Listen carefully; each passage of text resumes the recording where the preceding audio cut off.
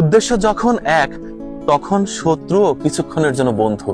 দেখুন, একটি ভিন্নধর্মী জিনিস দেখুন, বকের কত কাছে রয়েছে হিংস্র কুকুরগুলো।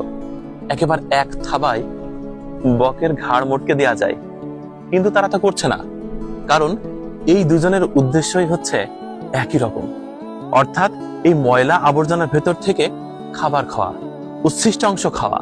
দেখেছেন, আমাদের সমাজেও কিন্তু এরকমই হয়ে থাকে।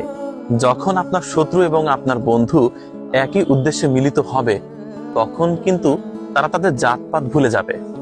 নজরুল 1928 সালের 10 মার্চ কলকাতা থেকে তার প্রিয় বন্ধু মোতাহার হোসেনকে একটি চিঠি লিখেছিল। চিঠির একটি অংশে তিনি লিখেছিলেন, সুন্দরের অবহেলা আমি সইতে পারি না বন্ধু, তাই এত জ্বালা। দেখেন, বক খুবই সুন্দর পাখি, কিন্তু খাবারের লোভে তারা এই আবর্জনার মধ্যে ডুব দিয়েছে। শুধু তাই না, হিংস্র কুকুরের সাথে কাঁধে কাঁধ মিলিয়ে, অর্থাৎ বন্ধুত্ব স্থাপন করে তারা ময়লা থেকে খাবার খাচ্ছে। আমি যেখানে দাঁড়িয়ে আছি, ঝিনাইদহ শহরের সব আবর্জনা, সব বাসাবাড়ির ময়লা এখানে রাখা হয়। এই ময়লার মধ্যে কি চমৎকার শ্বেত শুভ্র, অর্থাৎ সাদা মেঘের মতো বক খাবার খাচ্ছে। এটা সৌন্দর্যের অবহেলা না বলুন? আমার কাছে তাই মনে হয়। আরেকটা বিষয় কি, যখন কেউ আবর্জনায় মুখ দেয়, তখন সত্যি তার জাতপাত বর্ণ ও সৌন্দর্য ভুলে যায়।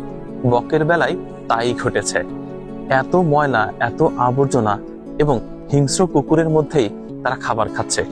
কুকুর বককে আক্রমণ করছে না, বকও কুকুরকে ভয় পাচ্ছে না।